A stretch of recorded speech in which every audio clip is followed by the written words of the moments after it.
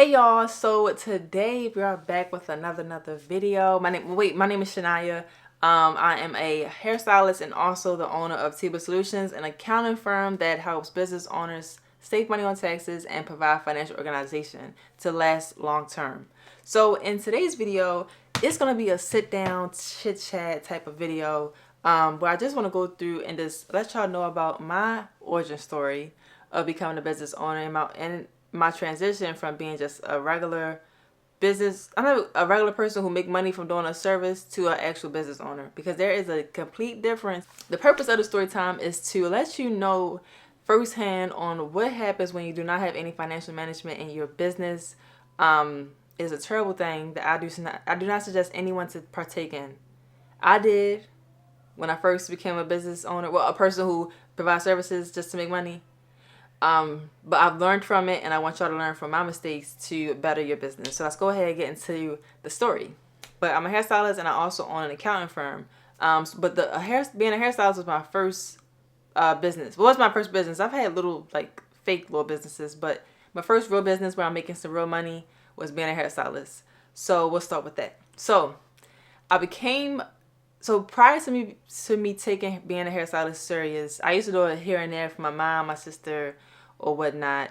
I actually learned because my mom wanted her hair done, and she wanted me to do it. So she taught me how to do it, and then I did hers because she used to do my hair. But so what happened? So I became a hairstylist during the pandemic because I had got laid off from my job as a part-time at a bowling alley, and then I was laid off from that. And then I was unemployed for like a few weeks or a month. And then I ended up getting a job at a warehouse. My first ever warehouse job. And first warehouse job and first overnight job. 12-hour shifts. The money was nice at that point in time because I went from $11 an hour to now 19 and some change an hour. So, the checks was definitely way better than what I was getting before. So I was like, okay, this is cool. I can do this. So I get there, I do it. I realized quickly that this is not something I can do. It wasn't hard or it wasn't too challenging. I just didn't like the job. I didn't like the environment. I didn't like what I had to do, which is very, very boring. I was putting stuff in a box. It was just so boring. It had for me, it was no challenge. So I didn't like it. And I didn't like the hours either. So I ended up I started to do hair while working at Amazon, and luckily during this time frame where I first started doing hair, it was a popping style out, a style everyone had, which is called soft locks. And it's similar to what I have a little bit, where it's locks, but it's not like curly and stuff like this, but it's fake locks. So this style was popping, everybody wanted it. But not a lot of people knew about it. Not everybody knew, I guess, how to do it or whatever. And it literally had just became a thing where I'm from. So I took advantage of that, and I used to do this hairstyle for like $100 or $125, something like that. Very cheap. But that cheapness, it brought the people in. I was doing like 3-4 heads a day, making like $300-$400 a day times 7. No, not 7, because I wasn't working every day, but I was working a lot. So it came a point in time where Amazon, I just said the name. I mean, it don't matter. I worked at Amazon. It came a point in time where Amazon started getting in the way from me making money from doing hair. So I was like, okay, I think I can go ahead and quit. I was scared, but I did it. So I went ahead and quit Amazon, and then did hair full time. So I did hair full time, was making some great money, was grinding. I was really on a grind. And I'm gonna pause real quick. So the way let's talk about accounting. So to bring some accounting into it.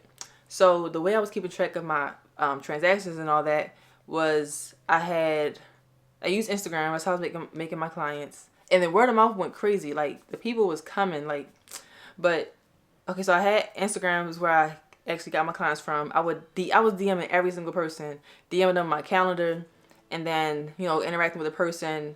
And was I doing deposits then? I can't remember if I was doing deposits or not. But yeah, so I was using my phone notes to keep track of all the transactions I was having in my business. So I had a little sense of some accounting, even though I wasn't. And then I think I just turned into an accounting major at that point in time. But I really didn't do too much in it, so I didn't really know too much about accounting. But at first I was nursing. Oh, so I'm also in college. Let me rewind. Sorry. I'm also in college while I'm doing all of this. And I just became an accounting major, but I didn't really know too much about it. And but that was how I was doing my accounting at that point in time, using my phone notes and then keeping track of all the transactions and stuff like that. So, all right, so back to the story. So I'm making money, life is good. I'm spending money and stuff like that. Not nothing too amazing, nothing too crazy, because I don't really spend money honestly too much, because I'm frugal a little bit. Yeah, just a little bit. I'm a little frugal, so I wasn't really spending money besides on food. Now, food, if I wanted it, I got it for the most part with the food thing. But as far as like the designer stuff, like I never brought myself designer. I don't know if Nike don't count as designer, but I never brought myself designer stuff. Any designer things I have, it was gifted to me from like family. So yeah. I wasn't spending too much. I wasn't spending money. I was just buying money on food. So since I wasn't spending much money and the overhead was low, I forgot to tell y'all. My grandmother, she had let me do hair in her house. So I was literally right at the kitchen table. She'd be in the kitchen cooking. I'm in the kitchen. I'm in the dining room doing hair, and got the TV put out. Like, it was just a classic, this grandma house type of environment. And I'm doing hair or whatever. And so yeah, I thank her for that, because the overhead was real low. We didn't have no overhead, honestly. It was real low. So we had some overhead, but it compared to what it would have been if I was at like a suite or salon or something like that, it wasn't like that. But and then everything was still closed. So the fact that everything was still closed down, like salons and all that, you couldn't be close to people, it was great for me because the demand for at-home hairstylists was like through the roof. It became normal to go to someone's house to get your hair done. So okay, so yes, I'm making money, and stuff, time go by. We're gonna fast forward. Then it came down to paying taxes. That was the first crutch in my financial, not having no financial management. It came time to pay taxes, and I did not plan for that, because like, who thinks about that type of stuff when you first became a business owner? And I suggest y'all do. Oh shoot. Okay, my battery's about to die. Is my battery about? No, my SD about to be full. So let me pause real quick, and I'm gonna clear some storage, and I'm gonna come back. So taxes came around. It's time to pay taxes. I was not prepared for it, but luckily, like I said to y'all, I was frugal, so I had a savings. Frugal, and I wasn't spending. No, I didn't have a savings. I was frugal, so I wasn't spending no money. So I default had a savings because I wasn't spending money. So ended up paying my taxes. It was a little hit, but I was like, okay, that's what it is. Pay my taxes, and then time go by.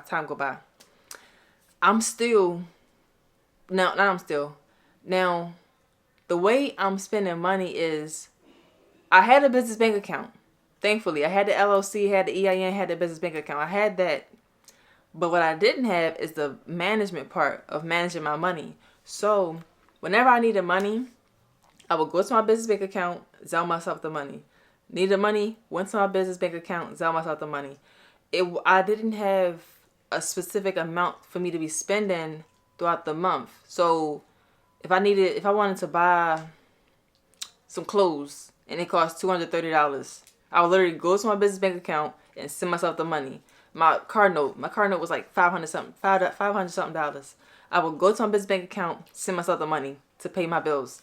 And I highly, highly, highly do not suggest y'all do that. Like, that will set you up for failure. Like, if you want to fail in your business, do that. Okay. Luckily, I didn't fail, but I had some hardships. So that's how I was, spending money and making money or whatever. Now, I don't remember at what point in time I like realized these things, but it came a point in time where my bank account was stagnant, meaning that it wasn't growing, but she wasn't going down far. And as long as she stayed within this certain amount, in my head, I was cool, but I shouldn't have been. But yeah, so I was cool once if she didn't go past that certain amount. But that was okay for a little while. Then some things happened in my life where, but now we're back in school. At first it was virtual. So when we was virtual school, I was able to be in class and do hair at the same time. It was easy. But now we're back in person, which means I gotta cut back my hours on how much I'm working. Cut back my hours, which means what? I'm making less money. But the spending habit's still the same. I'm still spending as if I could just go to my bank account and it's an endless pool of money and I could just spend money. So from that happening, now this the bank account. Now I'm about to get a visual. I'm spending money. At first it was cool. The money she was pretty stagnant. I was spending money, but she's back stagnant. But then it came a point in time where now I'm spending money and the bank account, she going down. I'm spending money in the bank account, she going down. I'm spending money in the bank account, she's going down. And for some reason, it just wasn't clicking. Like, you are spending more money than you're making. Which now, let's bring it back to accounting perspective. This is what happens when you don't have a budget. When you're when you're spending just as much as you're making, that is how you quickly fail in a business, because it's going to reach a point in time where you don't got nothing else in your bank account to take from.